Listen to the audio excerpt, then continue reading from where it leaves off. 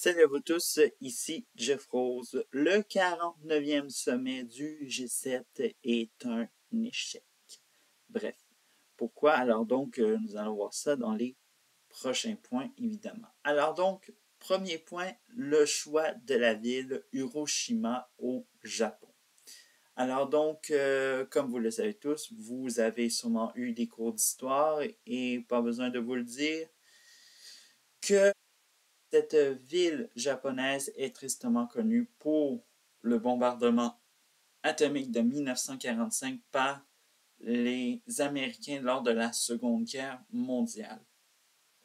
Mais aujourd'hui, et vu la tenue du G7 comme ville hôte, maintenant, elle est tristement connue pour maintenir cette manipulation de la part des dirigeants occidentaux pour avoir toujours cette obsession que Vladimir Poutine n'a jamais la main loin de ce bouton qui pourrait activer la fameuse bombe atomique russe. Bien.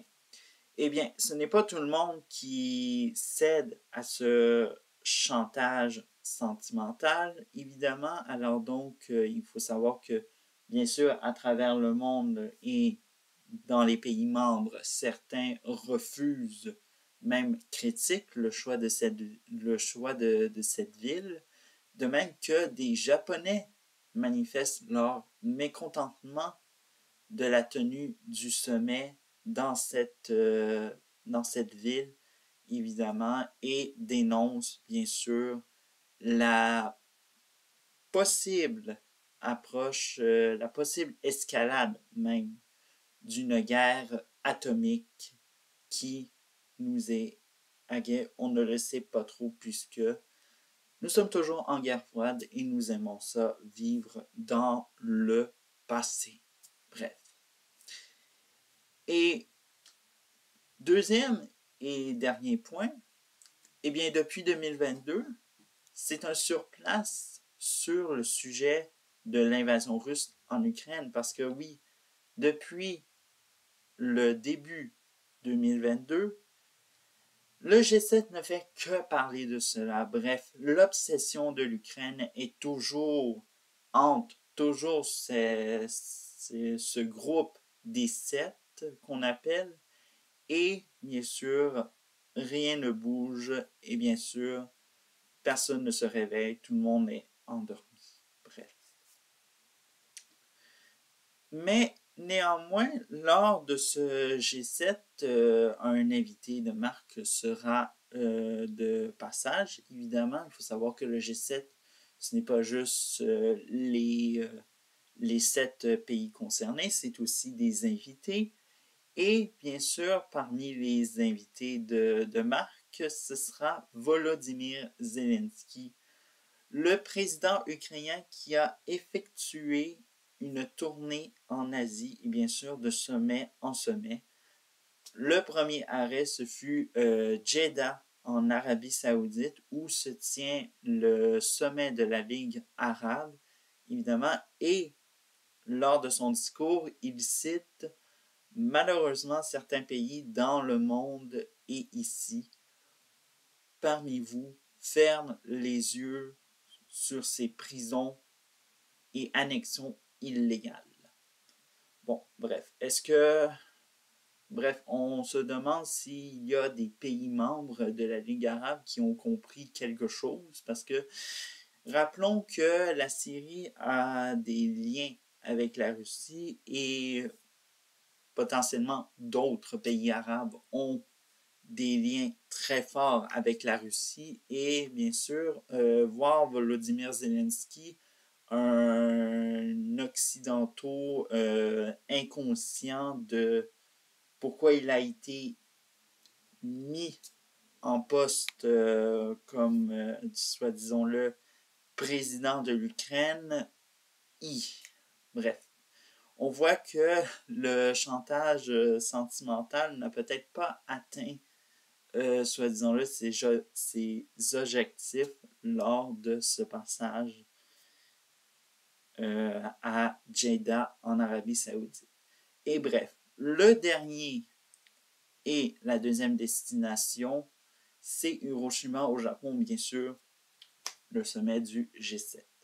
Et bien sûr, pour faire plaisir à Volodymyr Zelensky, comme on le fait bien sûr pour un invité, on fait le ménage, on fait tout ce qu'il faut pour avoir une belle image de notre maison.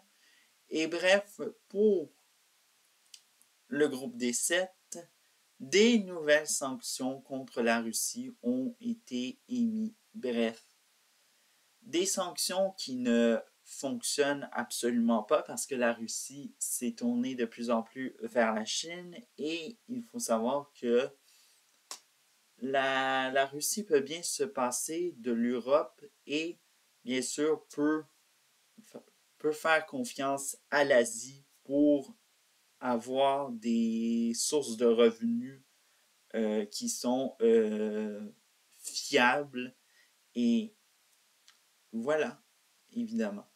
Mais bof, pas besoin de vous dire qu'est-ce que ce sera comme discours, évidemment, encore du chantage sentimental, nous rappeler que l'Ukraine est en guerre, bref, on connaît la chanson tellement que l'Eurovision a dit qu'il n'y aura aucun discours de Volodymyr Zelensky, puisqu'il faut savoir que, évidemment, euh, il faut savoir que la Terre n'arrête pas de tourner et qu'il faut savoir des fois décrocher d'un tel événement comme l'Eurovision. Mais bref, qu'est-ce qu'on peut dire en conclusion?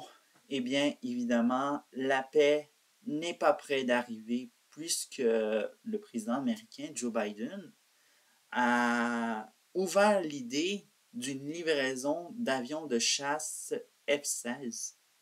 Eh bien. Alors donc, on voit que les Occidentaux sont toujours obsédés par la guerre sous la forme d'escalade d'une troisième guerre mondiale.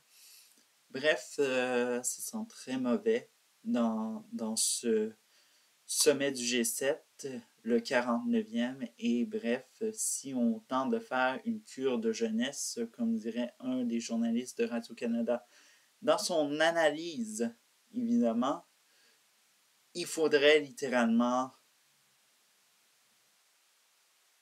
passer à autre chose. Et voilà ce qu'il y en a. C'est tout pour cette édition. Alors donc, on se retrouve dimanche prochain et abonnez-vous pour du contenu intéressant. Bye!